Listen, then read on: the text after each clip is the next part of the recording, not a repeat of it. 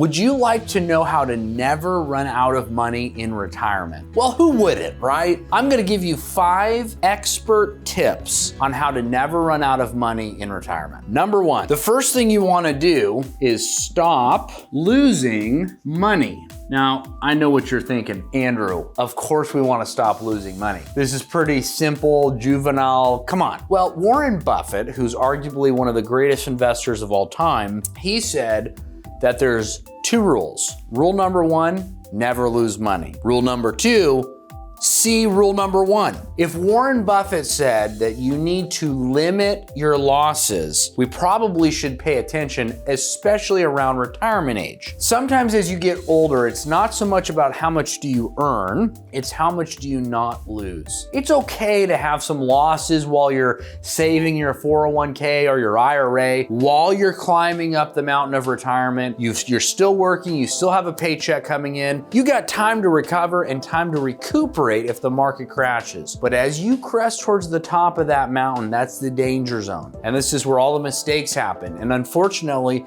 people have to defer retirement or come out of retirement if they lose too much money in a market crash. So, although it may be simple, stop losing money in the market. Number 2, you want to stop paying unnecessary fees. There was a study done recently by nerdwallet.com. You can look this up. And they interviewed a bunch of Americans and they asked them, how much do you think you're paying in fees on your retirement accounts over your lifetime? And this is crazy. The vast majority of people thought, I'm probably paying on average about $28,000 in fees. Wrong. When they actually did a study, a diagnostic of how these accounts had performed over these lifetimes and how much they actually paid in fees, they ended up paying on average $1.1 million in fees. Think about it. The average American, these are not wealthy people by any stretch, yet they paid $1.1 million in fees. That is a problem. And so the last thing you want to do is throw away hundreds of thousands of dollars, or in certain situations, millions of dollars to Wall Street over your lifetime. How much fun could you have with an extra $1 million?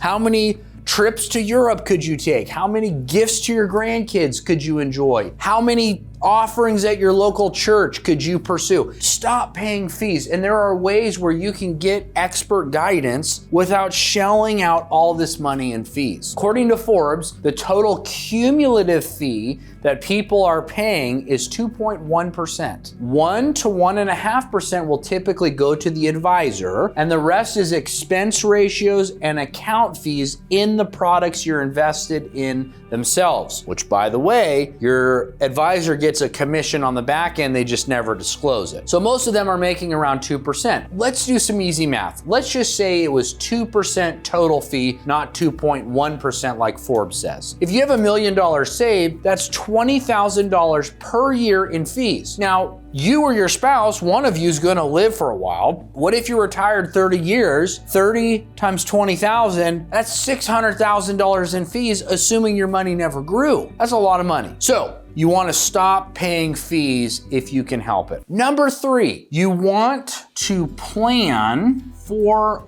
long-term care. Now, you may be thinking, Andrew, I don't need long-term care insurance. I'm a macho man, or I'm very healthy. I've got great genetics and I think I'll be good. No problem. And you may be right. You may be the 30% that actually don't need long-term care. However, in America, 7 out of 10 people, 70%, will find themselves in a long-term care situation before they pass. And it happens to be the #1 cause of bankruptcy in America. Now, in Tennessee, where I live, the average long-term care cost is $300,000. That's about 3 years, 2.5 years worth of treatment for a long-term care situation. However, if you have Alzheimer's or dementia, it doubles. It's actually $600,000 as an average. If you don't have that lying around, it can be a big burden on your loved ones. And there are multiple different ways that you can tackle the long-term care plan affordably. That's something that we can help you with. Reach out to us if you'd like to learn the 4 ways to tackle long-term care, even if you're unhealthy. But make sure you have a plan for long-term care, because the statistics are 70% of people will find themselves in a long-term care situation before they pass. Number 4, this may seem pretty basic and pretty straightforward, but you want to earn more than inflation. You're saying, Andrew, the inflation numbers are manipulated, and I would say you are right. Unfortunately, the way we calculate inflation today is a lot different than the way we calculate inflation like the 70s and 80s. Back in the 70s and 80s, when we had double-digit inflation, we were factoring in food and energy costs. Well, today we don't. We don't factor in food and energy as part of that metric, and that actually is 40% of the overall CPI, Consumer Price Index, or inflation if you would, Consumer Price Inflation Report, right? So if 40% food and energy are not being factored into the real number of inflation, whatever they're telling you is the real number is actually low. So if Jerome Powell or the Federal Reserve Chairman is saying our target is 2%, you better factor in 3 to 3.5%.